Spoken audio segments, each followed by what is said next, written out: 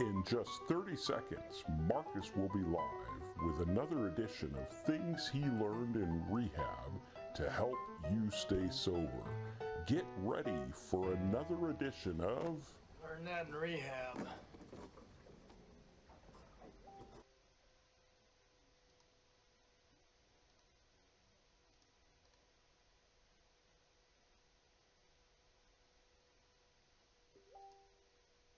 Hey guys, Marcus here, testing out the sound. If you can hear me okay, please let me know.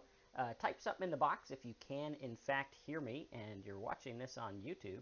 And we are going to get started here in just a second or two. And today what we're doing is we are going to be talking about step number 1. And we're going to dissect step number 1 and go through and check it out. So bear with me 1 second and we will get the show on the road.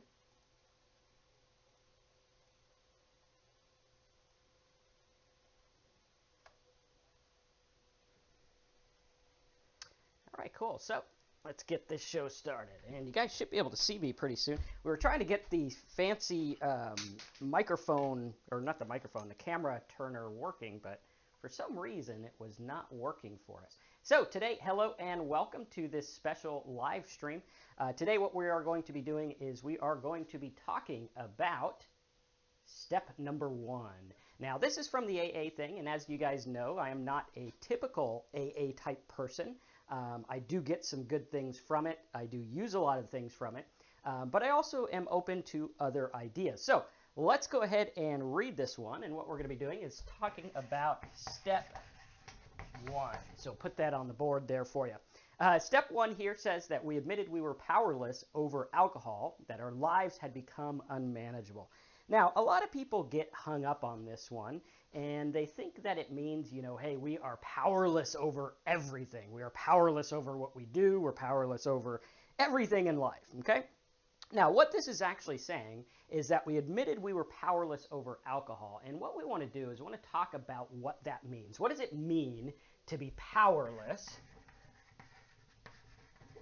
over alcohol?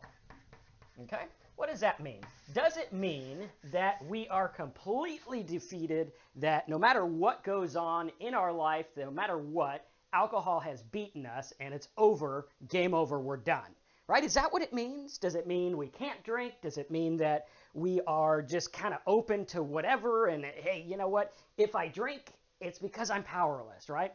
So it's kind of like when I used to be a street preacher, right? They talked about different things. They said, you know, does the Bible and all this stuff that God did for you mean that you can now go sin, right? Do you have a license to go do this stuff? Or does it mean that you have the liberty to do what you want, but you don't want to do it anymore?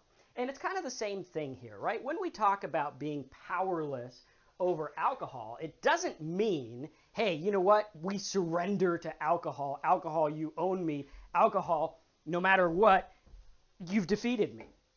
That's not what it means at all. What it means is that we are powerless over what happens if we choose to take the first drink. So here we are, we're going through life, we're looking at this stuff, and we're like, okay, I'm powerless once I decide to do it. But right now, where you're at, no matter how long you've been sober, you have the choice right now to say, I choose not to drink. And I hope you liked my little drink there, right? I choose not to drink. Now, you have that power right now. No matter how bad the cravings get, no matter how bad your thought life gets, no matter how bad anything in your life gets, you have the power to say that. So this is one thing that you can take charge of in your life. No matter where you're at, no matter how bad things get, you have the power to say, no, I am not going to have a drink. So when we talk about powerless over alcohol, it does not mean that you're going to be walking down the street one day and alcohol is going to rain on you and you're going to get drunk by no fault of your own, right? We do have power as alcoholics and drinkers and everything like that, and we have the power against the first drink, okay? This is very important to realize because a lot of people say, well, relapse is the big thing, right? We have relapse over here. And when I was first getting sober, relapse was something that really, really scared me and also interested me because I'm like, okay, well, here's these group of people that want to stay sober, but in rehab, they told me that like less than 5% stay sober.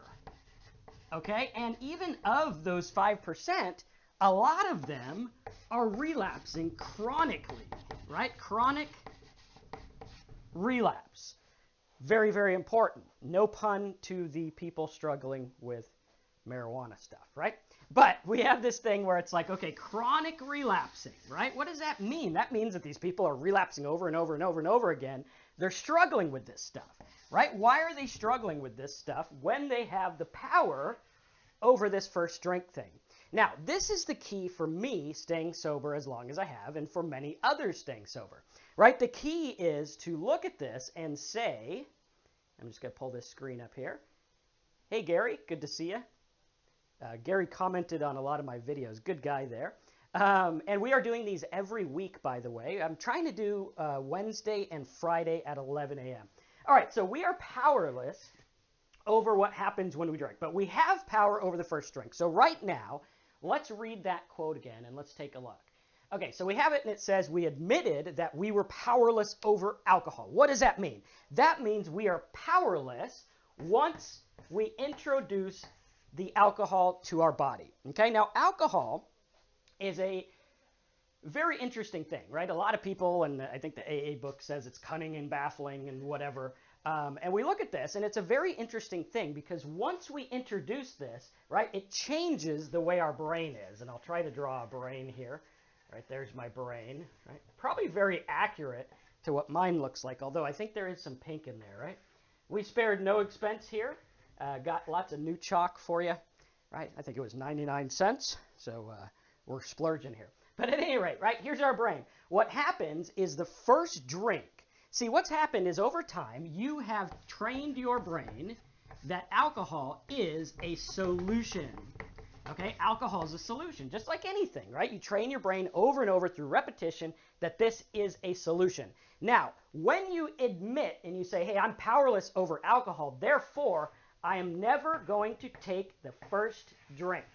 Okay, even when you say that, it's not like a bell goes off and boom, boom, boom, or ring, ring, ring, or whatever, I'm not going to drink anymore by some magical force outside of me. No, you have to do the work. And the work is saying, I'm not going to take the first one because I know that when I take that first one, right? And this is what's going to happen. And that's what's going to prevent chronic relapse is understanding what is going on in your brain. So what happens is when you take this drink, it is going to light up all the little neural pathways and all the little things that used to love alcohol and said it was a solution, right? So what's happening now is you have this, right? These chronic relapsers say, boom, my life sucks, things are bad, it's not going the way I want, therefore I'm going to go drink because that's the only option or whatever, okay? We know it's not the only option. That's just what our mind says because of all these neural pathways that say, hey, this is a solution, right? So your brain says it's a solution,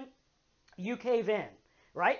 Once you cave in to that first drink or first sip or even just having it, right? It's very interesting in my life when I used to drink, how the lady would bring the drink over and I'd be shaky and everything waiting for it. But the minute it got on my table and the minute I ordered it, or second rather, right? The second I saw that and I knew it was going to be mine, I started to calm down and I haven't even taken it yet, right? That's what's happening here. A lot of this battle is in the mind. Most of this battle is in the mind. So we have this, and once we take that first drink, now it's lighting up all these neural pathways and it's saying, boom, check it out, right? It's like when you hear a song on the radio, right? You hear a song of a lost lover or someone you loved once and it was your song or whatever, and it starts to make you feel certain things. Or maybe a song comes on and you feel sad, right? It's like that, but times a million because you've done this a million times if you're anything like me. So what's happening is you are lighting this up. So are we powerless over alcohol? Am I going to walk through my life and just automatically like appear with alcohol in my hand and be powerless against it? If I sit at a bar, am I powerless? Is it just going to come to me or whatever? No, it's not, right? You have the power. Even if you're sitting there, like I remember it took me like 6 months to be able to sit at the bar and wait for food if I was getting takeout. And even after 6 months, I was still a little jumpy and stuff like that. And we look at it and it's like, okay, well, is that a good idea? Probably not, okay? To each his own. If you're cool with it, you're cool with it. You know your limits. But again, remember, this is cunning. It's baffling. It's something that's been in your brain so many times. I mean, if someone had come along and said, hey, you know what, I'm going to buy you such and such a drink, it'd be hard to say no to. It'd be hard to refuse. So maybe it's better not to go. But at any rate, you have the power. And that's what this is about. It's about training yourself to have the first defense against the first drink. Because if you never take the first drink, you can never get drunk, and these things are going to stay dark. All right, let's see if we can make them dark. All right, these things are going to stay dark in your mind, and they're not going to light up. But the minute you light them up, that's why people say it's like a sleeping dragon or a sleeping tiger or whatever, because it is going to sleep. We'll draw some little eyes, right? And it's asleep. We'll draw some eyelids, right? It's asleep. And then once you introduce alcohol or even the smell of alcohol or whatever, okay, it's going to light it up and it's going to wake it up and it's going to be like, boom, I remember those solutions. That's what works. So the first part of the statement here, the first part of the step is we admitted we were powerless over alcohol. What does that mean? I am powerless over what happens when I put alcohol into my body. I don't know what's going to happen. That's why I don't drink, because it scares me to death. I don't know what's going to happen, right? Much like when I was drinking before, I was powerless over it. I just didn't admit it. A lot of people look at this and they say, well, admitting I'm powerless is this big thing. Well, no, it's not. It's no different from actually being powerless. How many times have you gone out and drank and you said to yourself, I'm only going to have 3 tonight, or I'm not going to have hard liquor, or I'm only going to have wine, or I'm only going to have this, or whatever, and you woke up the next morning saying, fuck, what did I do? Right? What did I do? That's you being powerless over alcohol. So there's no difference here, right? Admit it or don't admit it. It's a fact if it's controlling you, right? Who has the control right now? Is it you or is it the drink? Okay, now I don't have any control. I've been sober almost 3 years now, and I don't have the control over this. I don't know if I ever will. I don't care if I ever will anymore. See, the inadvertent thing here to sobriety is I came to sobriety, okay, and I came here and I was like, I just want to stop drinking because I'm suicidal and my thoughts are crazy and everything's nuts. All right, so I just want to stop drinking because if you take the drinking thing away from my life, I'm probably okay. But what I learned is that there was a whole nother way of looking at life behind the curtain. So if you're thinking that this is just your problem, it's probably something a lot deeper. And I see this a lot with people who are in sobriety and they're miserable, right? You're going to meet a lot of people in sobriety that are miserable, some people that are happy, some people that are chronically relapsing, always having the same problems over and over. And this is the same kind of thing that bugged me when I was a street preacher, right? It'd be like the same people with the same problems over and over. And it felt like nothing was progressing forward. And it even happened in my own life, which made me feel like a total hypocrite because I was like, well, my life isn't really going anywhere. I'm struggling with the same problems. I'm struggling with the same stuff. Aren't we going to go anywhere? Right? And the time that you learn to go somewhere is the time you admit you're powerless. A lot of people think that saying you're powerless against alcohol is admitting weakness and cowering and saying, I am powerless. This stuff has control over me. Oh, woe is me. I'm a poor little alcoholic. That's not exactly the case. You see, what happens is when we admit that I don't know what's going to happen when I take that first drink, so I'm not going to take it. Right? Once we admit that, like I mentioned with the church stuff, right? And my views are much different now. If you want to talk about them, we can put them on this channel. You can put your comments and stuff in the boxes below if you want us to get into that. But when we look at this, right, it actually gives us the strength. It actually gives us the strength and the freedom to say, well, my only job is not to have the first one. That's it. That is your only job. That's it, right? And from there, you will learn and you will grow and you will be able to deal with things. Now, what we need to do, because this alcohol was a solution, okay, what was this a solution to? Well, the solution is actually in the next part, right? So part 1, we admitted we were powerless over alcohol. Boom, I got that, right? I'm powerless, obviously. I can't control it. That's why I'm here, right? If I could control it, I probably would be somewhere else. But I can't, and that's the thing. Does that mean I'm weak? No. Alcohol by nature is addictive. It's poison. It controls your mind. It causes you to think certain ways. It causes you to feel certain ways. It is chemically inducing your consciousness. You are no longer in control of your consciousness. That's why people, when they're totally drunk, they think they can drive cars, right? Unfortunately, this is a fact, but they think they can do that. Why? Because alcohol has changed their perception. Alcohol has changed their reality. Okay, so we look at this and we're like, yes, we are powerless. Okay, so how many of you guys listening to this right now, you can agree with that, right? You can type it in the box or whatever. You agree with that. You're like, okay, yeah, I get it. I don't know what's going to happen when I drink. I'm pretty much powerless to this. Okay, so good. That's part one. Part two, well, what was the drinking a solution to? Why did all this stuff light up in our brain? Why did it happen? Well, for me personally, and for a lot of people that I've met that have struggled with this, it's in part two. Part two, okay, we admitted we were powerless over alcohol. Part two is that our lives had become unmanageable. What does it mean to have an unmanageable life? Well, to me, before I got sober, I thought it was back to my preaching days. I don't know why it's coming up so much in this video, but it is, right? We had this guy, nice guy. He was about 60-something years old. He was alcoholic, drug. He'd take whatever it was that was available. Alcohol just happened to be the one that he liked, and he was always in the gutter. He's literally laying in the gutter, and we'd preach to him, and we'd get him hotel rooms, and try to get him cleaned up and try to get him sober and everything. And I remember one time we actually took him to a retreat center that helped with alcohol and stuff like that. But at any rate, here we were, and this guy had no family and everything. And I thought that that's what it meant to have an unmanageable life. You're in the gutter, you have no home, you've been wearing the same pair of pants for who knows how many years, and you have nothing, right? I thought that's what unmanageable was, but it's actually not, right? Unmanageable is the inability to manage, right? What is managing? Well, let's take a look at it. Manage, okay? For me, I looked at it and I was like, well, I manage my finances, right? That's a big thing in our culture is if you manage your money, who cares? Unfortunately, all the rap stars and all the people are like, yo, man, if I make a bunch of money, then it don't matter how drunk I get, which is totally retarded because money and manageable life are two different things. Money and happiness are not the same thing. Money and managing life, money and alcoholism, money and all this stuff have nothing to do with each other. But I thought it did. So I thought, okay, well, here I am. I'm making money. I'm doing okay, right? I got my family. I got this stuff. And I must be managing. I'm not like that guy in the gutter, right? Well, another thing is managing emotions. Okay, managing emotions. Are you really managing your emotions, or are you using alcohol as a solution?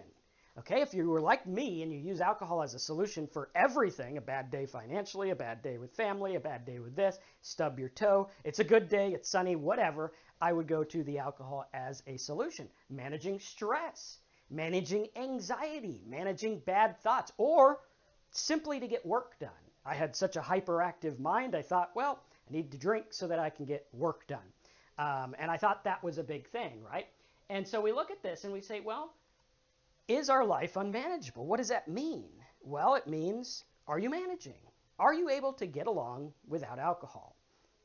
If not, then there's probably a big problem. And you need to look at it and say, am I in fact powerless over this? Is alcohol winning the battle? Is alcohol doing something in my life that I don't want it to do? And we take a look at this and we look at the definition of alcoholic, okay? A lot of people say, what's a real alcoholic? What's a fake alcoholic? Who cares? Let's look at what the definition is. The definition of an alcoholic is someone who continues to drink despite negative consequences in their life. So if you are having negative consequences, it could be financial, it could be family, okay? It could be emotional. Okay, it could be all kinds of things.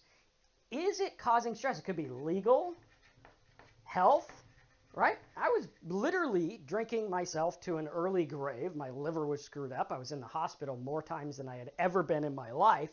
And I was the last person to blame it on the drink. I broke my hand while drinking. I did this while drinking. I had all kinds of problems, emotional stuff and mental stuff. Right? And a lot of these things were attributed to the alcohol, right? Because when you take this away, and when you say, my only job is to not have the first one, what happens is a lot of these things start to get better. A lot of these things start to be different. Because if you are consciously changing your consciousness, that's a very smart sounding statement, then you're not able to see clearly.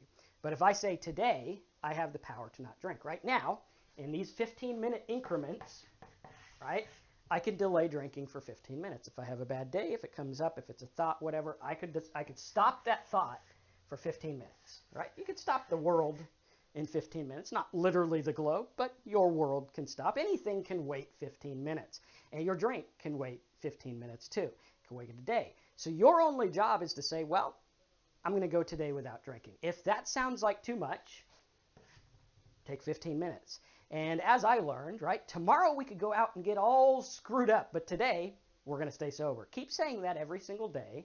Keep delaying and keep procrastinating, because you know that you have defense against the first one. But once you have that first one, all bets are off, and you are powerless over alcohol, and your life again will become unmanageable. And whatever that looks like for you, it looks different for everyone. There's lots of things that we look at in these. There's a lot of people who look at the steps and it's like, you got to do the steps exactly. There's other people who say, you know, this worked for me. There's a lot of things that work. And what I want you to do is not be picky about where you get your truth, but look at things and evaluate them and see what works for you. To me, one of the biggest things that worked was saying, well, I could drink any time in my life whenever I want. Now, I know that I'm powerless against it, but I'm not powerless in the sense that I can't do anything about it, right? I have the choice. You're an adult. I'm an adult. Hopefully, if you're watching this and you have an alcohol problem. Otherwise, you know, get some help. Get some help even if you are an adult and you have alcohol problems. But at any rate, right, we look at this and we're like, okay, I'm not walking around totally powerless against my decision, but I am powerless against what happens afterward. And my life's unmanageable and things are going downhill and I need to stop, right? And the only way to stop, a lot of people say, well, what about managing it? What about drinking less? Well, how's that working for you? Right? It didn't work for me. I mean, if it works for you, great.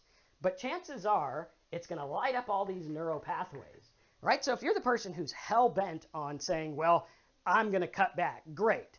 What I want you to do is cut back for a year. If you can make it a year, do whatever you want after that, right? But make it a year. But see if you can go a year. And chances are, if you're still hanging on to that thing, it's not going to work for you. And as I have found, life is better without alcohol anyway. It's a poison. It's something that affects your body. It affects your mind. And it doesn't belong in our system. So you look at that and you say, hey, that's how it works. So I hope you enjoyed this video. We're talking about step 1 here, which is from the Alcoholic Anonymous Big Book, which is we admitted we are powerless over alcohol. And a lot of people have problems with this. A lot of people say, well, I don't want to admit powerless. I don't want to admit weakness. And we live in a culture where everything's about fake strength. It's like the emperor's new clothes, and no one wants to admit that we're all pretty much scared. Right? We're all pretty much scared. We all got anxiety. We're all worried about things. And it's almost like the biggest, loudest person in the room wins. But the fact of the matter is that's not the truth at all. The truth is sometimes it's okay to admit weakness, and this really isn't that much of a weakness. It's kind of like if you said, well, I was starved and I got skinny. That's natural. If someone starves you, you're going to get skinny. If someone beats you, you're going to be scared. If someone scares you, you're going to be frightened, right? These things happen. And unfortunately, alcohol is accepted in our culture. And if you look at the side effects for even non-alcoholic drinkers, right, people who drink and are fine with it, even if you look at the side effects of that, it does affect things, and it is changing your mind. It's changing your brain chemistry. And what you want to do is step away from the first one and say, hey, how can I deal with this in a way that's really cool? And remember that it's never a weakness to admit that something has control. A lot of things have control, right? A lot of things. And there's people in life that will say, well, you know, only you control your feelings. Well, I think that's absolute BS. If someone came into your house in the middle of the night with a gun, you're damn right you're going to feel scared. You have no choice in the matter. You're going to feel that. Now, you have choice over what you do. You can calm down, calculate, and figure out what to do. But you don't have choice in the matter of the feeling. You don't have choice in the matter that you're going to have cravings. You don't have choice in the matter that if you take that first drink, that insanity is going to come back. All these things are going to light up, and you're going to want a second and a third and a whatever, and you might go back into relapse and chronic relapse like all these people have. But if you realize that, hey, first, I'm going to start by not having the first one. Then I'm going to learn how to manage my life with different solutions. Then I'm going to focus. So I hope you enjoyed this. This is talksober.com. Make sure you subscribe to the YouTube channel if you like this. On Friday, we're going to be going over, I think step 2 we'll go over, unless we have a different plan there, and talk to you about how to stay sober. Guys, this is not rocket science.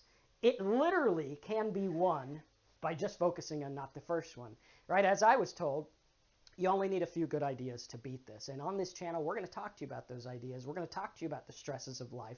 We're going to talk to you about the things that make you feel empty, the things that make you feel sad, the things that make you not want to do anything, right? Depression and stuff like that. We're going to talk about all that, and we're going to focus on getting you better. So subscribe, post your comments, check out our live chats, check out our live casts like this. And stay sober, and see if you can stay sober till the next video. And if you're detoxing or something like that, go to the doctor. Don't mess around with this. Alcohol detox is deadly. So don't screw around with it. Get the help you need. Thanks again for watching. Go over to talksober.com/help and get the help you need. And I'll see you in the next video. Thanks again, and subscribe so you get the updates.